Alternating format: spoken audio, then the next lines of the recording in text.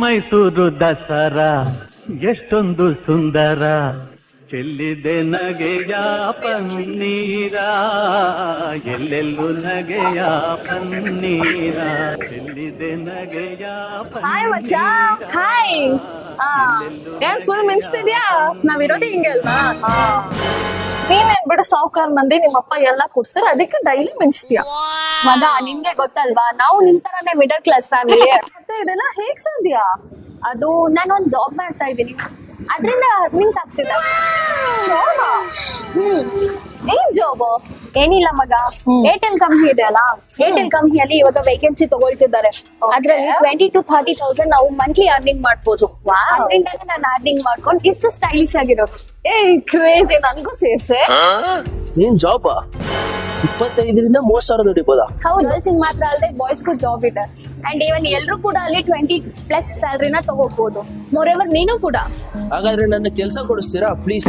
ನನ್ಗೂ ತುಂಬಾ ಕಷ್ಟ ಇದೆ, ನಾನು ಕೆಲಸ ಮಾಡ್ಬೇಕು. ಖಂಡಿತ, ನಾನು ನಿನ್ ತರನೇ ಮಿಡಲ್ ಕ್ಲಾಸ್ ಫ್ಯಾಮಿಲಿಯಿಂದ ಬಂದಿರೋಳು. ಸೊ ನಾವು ಮಿಡಲ್ ಕ್ಲಾಸ್ ಫ್ಯಾಮಿಲಿಗೆ ಹೆಲ್ಪ್ ಆಗ್ಲಿ ಅಂತಾನೆ ಮಾಡ್ತಿರೋದು. ಬನ್ನಿ ಹೋಗೋಣ. कृपया ध्यान दीजिए। ನಿಜವಾಗ್ಲೂ ನಮ್ಗೆ ಕೆಲಸ ಸಿಗುತ್ತಾ? ಸಿಗುತ್ತಾ? ನೀವೇ ಬನ್ನಿ, ನೋಡ್ ಗೊತ್ತಾಗುತ್ತೆ.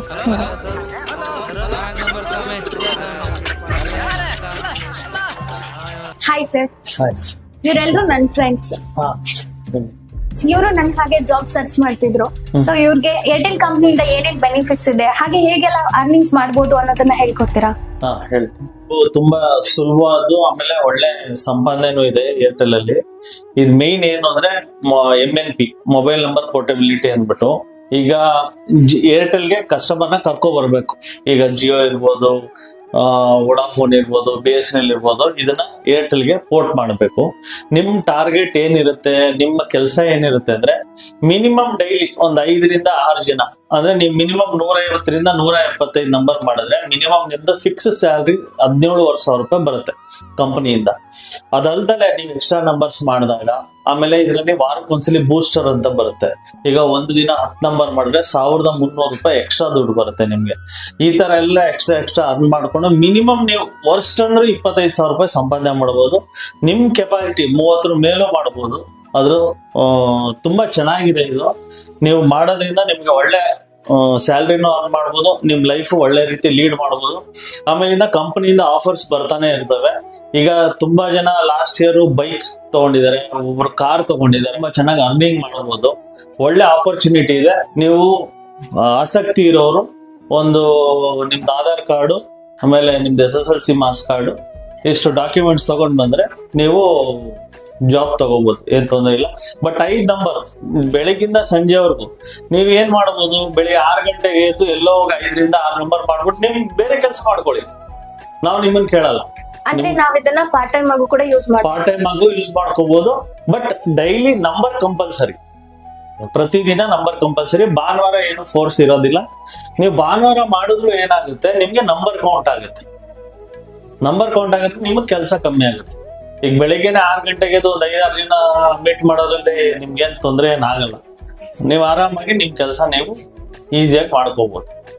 ಇಷ್ಟು ಒಳ್ಳೆ ಆಪರ್ಚುನಿಟೀಸ್ ಇದೆ. ನೀವು ನಿಮ್ ಫ್ರೆಂಡ್ಸು ಇನ್ನು ಯಾರ್ಯಾರಿದಾರೋ ಅವ್ರಿಗೆಲ್ಲ ಹೇಳಿ ಕರ್ಕೊಂಡ್ ಬನ್ನಿ.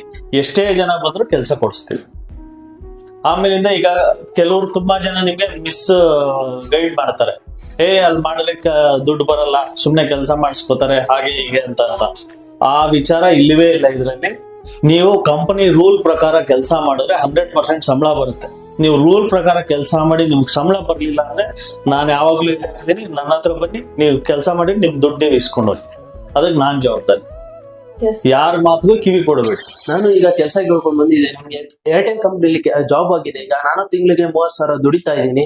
ಇನ್ನು ಯಾರು ನೀವು ದುಡಿಬೇಕು 30,000 ತಿಂಗಳಿಗೆ ಏರ್ಟೆಲ್ ಕಂಪ್ನಿಲಿ ಇದ್ರೆ ಬನ್ನಿ, ಕಾಂಟ್ಯಾಕ್ಟ್ ಮಾಡಿ ಕೆಳಗಿನ ನಂಬರ್ಗೆ, ನಿಮ್ಗೂ ಜಾಬ್ ರೂಪಿಸ್ಕೊಳ್ಳಿ. ಸ್ನೇಹಿತರೆ ಕೇಳಿದ್ರಲ್ಲ, ಉದ್ಯೋಗ ಪ್ರತಿಯೊಬ್ಬನಿಗೂ ಬೇಕು. ಉದ್ಯೋಗಂ ಪುರುಷ ಲಕ್ಷಣಂ ಅಂತ ಹೇಳ್ತಾರೆ.